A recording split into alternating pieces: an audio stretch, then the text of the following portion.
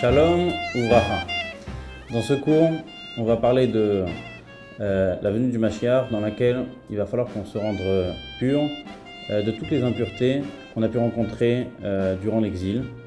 Et en ce qui nous concerne, on sait que sur les divers types d'impuretés qui existent, de Tum'a, on a la plus importante des Tum'ot, des impuretés, qui est celle du contact qui est fait avec un mort.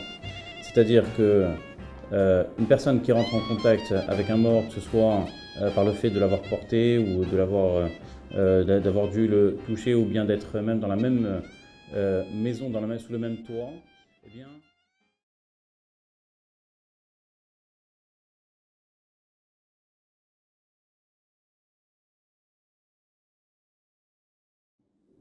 et donc leur troisième question, c'était de savoir, les Juifs qui sont décédés au fur et à mesure des générations, qui vont revivre quand Mashiach va venir, vont-ils eux aussi devoir passer cette purification par la vache rousse, comme tous les Juifs qui sont rentrés en contact avec des personnes décédées? Voilà les trois questions que les Juifs d'Alexandrie ont posées. Alors, Rabbi Yoshua ben Hanania leur a répondu à ces trois questions-là de la manière suivante. Sur la première, est-ce que la femme de Lot rendrait impure ou non? Eh bien, de savoir simplement que la Torah nous dit qu'un cadavre rend impur et que la femme de Lot n'est pas un cadavre. C'est une statue de sel et que donc, par son statut de sel, elle ne rend pas impur celui qui rentre en contact avec elle. La deuxième question, c'était de savoir est-ce qu'un enfant, cet enfant-là qui était décédé, qui avait ressuscité, rendrait encore impur ou bien lui-même devrait se purifier? Sa réponse était de dire une personne décédée rend impur. Une personne qui vit ne rend pas impur. Il se trouve donc que les personnes qui étaient rentrées en contact avec cet enfant-là pendant qu'il était décédé, eux-mêmes étaient impurs, mais une fois que lui a ressuscité, il n'avait pas besoin de se purifier. Les gens qui, eux, l'ont touché avaient besoin de se purifier puisque eux, ils sont rentrés en contact avec lui dans un moment où il était mort.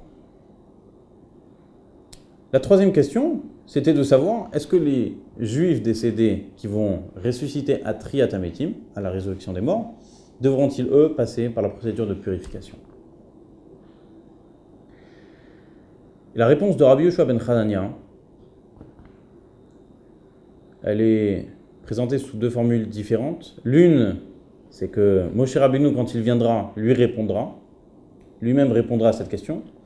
Et une autre formule de sa réponse de Rabbi Yoshua ben Hanania qui nous est parvenue, c'est que quand eux vont ressusciter, eh bien on verra bien leur statut. Donc de toutes les manières, pas une réponse précise. La question sur laquelle il faudrait s'arrêter, c'est de savoir quelle était l'intention des Juifs d'Alexandrie en passant par ces questions-là.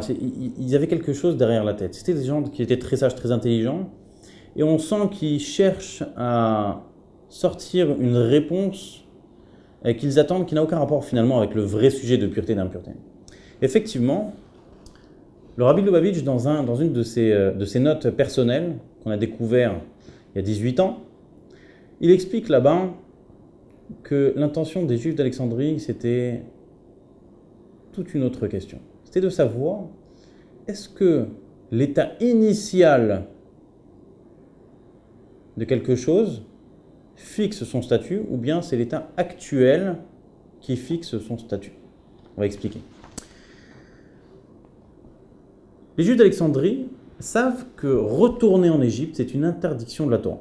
Il y a un passouk clair qui dit « Vous ne retournerez pas dans cette voie, donc dans ce chemin », et donc le fait d'habiter en Égypte, ce serait quelque chose d'interdit. De retourner en Égypte, c'est interdit.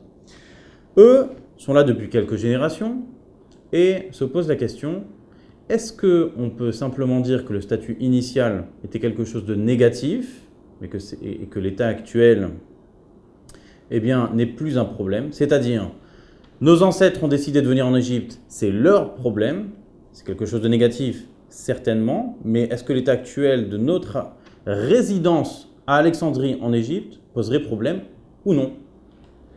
Si on dit que, sur les questions que eux ils ont posées, que ça dépend sur l'état initial des personnes décédées, au moment où ils ont décédé, c'est une personne vivante qui perd la vie et qui donc à ce moment-là rend impure toute personne qui rentrerait en contact avec elle.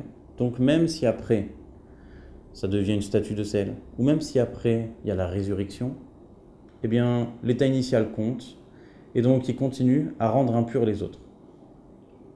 A priori. Ou bien, peut-être qu'on va dire, l'état actuel de notre situation en Égypte, c'est qu'on réside en Égypte et donc l'interdiction s'impose. Ça continue à être une interdiction à chaque instant. Et donc dans ce cas-là, on devrait quitter l'Égypte. Et donc leur question, c'était de savoir est-ce que si la statue de sel ne pose pas problème, puisque c'est une statue de sel actuellement, donc ça veut dire qu'on regarde l'état actuel, et notre état actuel, c'est qu'on réside en Égypte et que c'est quelque chose d'interdit. La même chose pour le fils de la Shunamite. Actuellement, il est vivant, donc il ne rend plus impur. Et donc la réponse que Rabbi Yoshua ben Hanania leur renvoie, c'est de dire, regardez l'état actuel de la situation. Est-ce que, actuellement, vous habitez en Égypte? Donc, si vous habitez en Égypte, vous êtes en train d'enfreindre cette loi qui interdit d'habiter en Égypte actuellement. De la même manière que la statue de sel de la femme de Lot, on la regarde comme son état actuel, et de la même manière que le fils de la Shunamite qui vit actuellement, qui a vécu ensuite, ne rendait pas impurs les gens qui rentraient en contact avec cet enfant. Et donc là, la réponse pour les Juifs d'Alexandrie, elle était claire. Mais notre question, c'était de savoir, est-ce que les personnes qui vont ressusciter à la venue du Mashiach, eux-mêmes devront passer cette purification par les cendres et la formule qui sera faite avec les cendres de la vache rousse. Alors la réponse de Rabbi Yoshua ben Hanania, c'est quand Mashiach viendra, on verra bien. C'est un peu ça sa réponse. Sauf qu'on sait que la question, elle a deux sens, elle a deux facettes. On peut travailler cette question de la manière suivante. Soit on dirait que un mort, puisque son état initial, puisque le mort il a un corps bien entendu, le cadavre, et qu'il va revivre avec ce cadavre-là, donc il va revivre avec son cadavre propre, qui lui était impur, en tout cas qui rendait impur tout le monde, qui rentrait en contact avec lui. Donc lui aussi, qui est en contact avec son propre corps, devrait passer la purification. Ou bien on va dire non. La résurrection d'un mort, quand Mashiach reviendra, ce sera d'une nouvelle source. C'est-à-dire que ce sera basé sur son corps qu'il avait au début, mais c'est comme une nouvelle créature que dans ce cas-là, il n'a aucun rapport avec le cadavre qu'il était au début, et que donc il ne rentre pas du tout dans cette catégorie d'être en contact avec un cadavre et de devoir se purifier. La réponse, elle est que chaque corps qui va ressusciter quand Mashiach viendra sera ressuscité à partir de son cadavre. Donc ça veut dire que finalement, chaque mort qui va ressusciter, il sera basé sur le corps qu'il a toujours eu. Comme on sait même que quand Mashiach va venir, quelqu'un qui avait quitté, c'est le Midrash qui le dit, quelqu'un qui avait quitté ce monde et qui était aveugle, il ressuscitera aveugle. Quelqu'un qui aura quitté ce monde en étant sourd ou avec d'autres maladies, eh bien, il ressuscitera avec ces maladies-là. Et la raison, elle est simple, elle est expliquée dans le Midrash en tout cas, c'est que si Akadosh Baruch Hu fait revivre les gens sans aucune maladie, certains se lèveront et diront mais ce ne sont pas du tout les gens qui nous ont quittés, ce sont des nouvelles créatures que Akadosh Baruch Hu nous a amenées.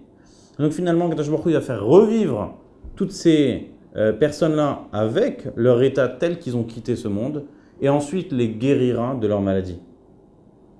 C'est la raison pour laquelle quelqu'un qui nous a quittés, quand il reviendra, on pourrait se dire qu'il devra passer la purification. Simplement, on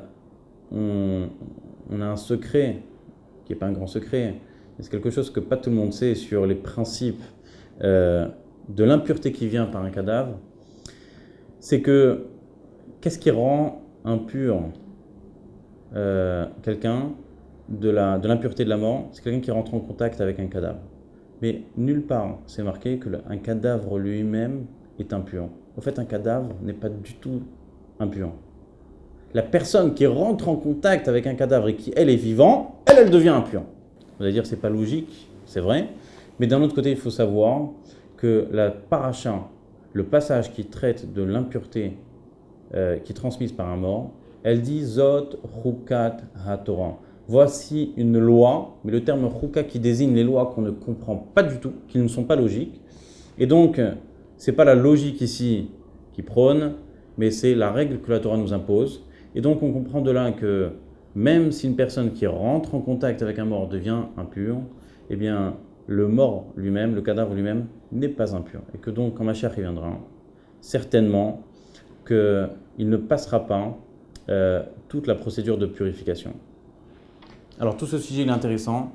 Si on pouvait tirer un enseignement de tout ce cours, ce serait simplement, et en un seul mot, en une seule minute, on va essayer de résumer, c'est que l'état initial d'une personne, à sa naissance, dans son enfance, son adolescence, le passé de manière générale, c'est-à-dire l'état initial, d'après Rabbi Yeshua ben Hanania, ne compte pas du tout.